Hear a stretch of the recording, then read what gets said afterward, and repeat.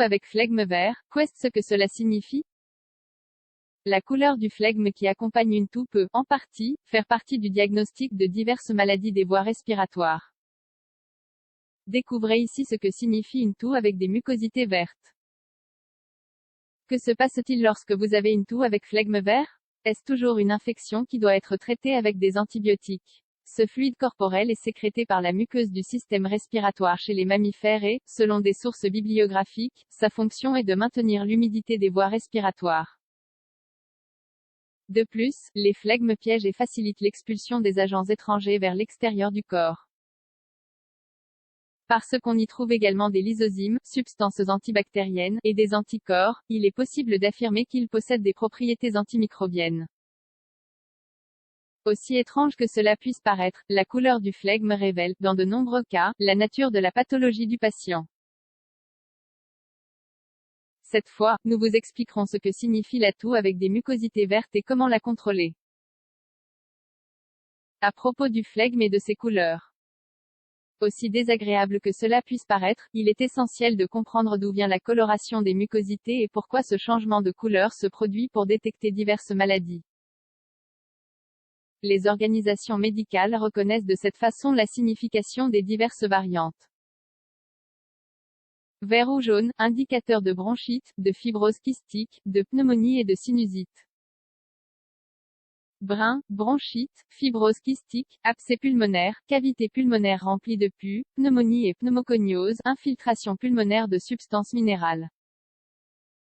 Blanc, indique une bronchite, une bronchopneumopathie chronique obstructive, MPOC, une insuffisance cardiaque congestive et un reflux gastro-œsophagien, RGO. Noir, infection fongique, champignons des voies respiratoires, abcès pulmonaire, pneumoconiose et tabagisme. Rouge, pathologie impliquant des hémorragies internes des voies respiratoires, abcès, tuberculose ou cancer du poumon. Comme nous l'avons vu, la coloration du flegme est représentative de ce que le système immunitaire tente d'expulser du corps. Une toux accompagnée de mucosité brune peut signifier, par exemple, que le patient a inhalé de la saleté ou des composés minéraux pendant une longue période, ou qu'il y a du sang séché dans une partie de ses voies respiratoires. En revanche, une coloration rouge prédit une pathologie inquiétante dans certains cas, car elle peut représenter des saignements dans une partie du corps en contact avec la cavité nasale et la bouche. Maintenant, que signifie une toux avec des mucosités vertes? Nous vous donnons la réponse dans les lignes suivantes. Toux avec flegme vert, qu'est-ce que cela signifie? Comme expliqué précédemment, la présence d'une toux avec flegme vert indique que le corps combat une infection. Aussi paradoxale qu'elle puisse être, cette coloration verdâtre est due au nombre élevé de globules blancs morts et d'autres substances issues de la lutte contre le pathogène. Les infections les plus courantes qui mènent à ces expectorations sont les suivantes. Bronchite aiguë.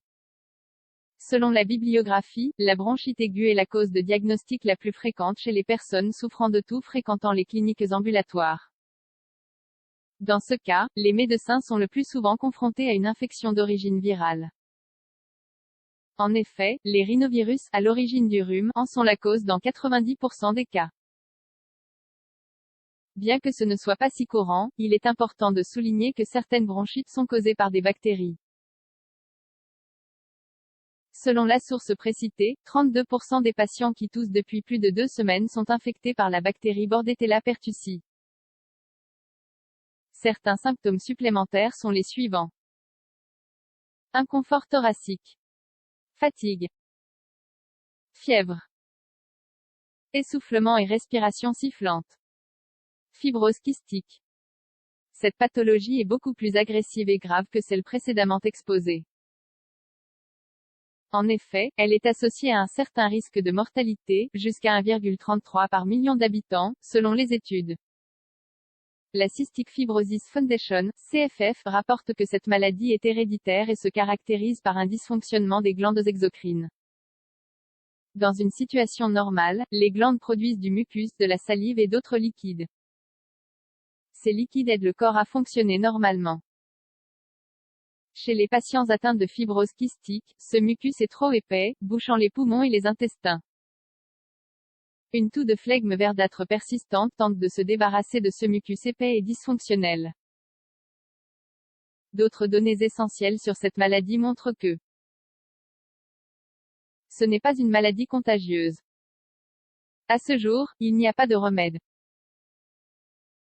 Il survient chez un nouveau-né sur 3200. Pneumonie parmi les toux avec flegme vert. Selon l'Organisation mondiale de la santé, OMS, la pneumonie est la cause de 15% de tous les décès chez les enfants de moins de 5 ans. C'est une pathologie qui répond à une infection, qu'il s'agisse de virus, de bactéries ou de champignons. Encore une fois, les toux avec des mucosités verdâtres indiquent la lutte immunitaire contre ces micro-organismes.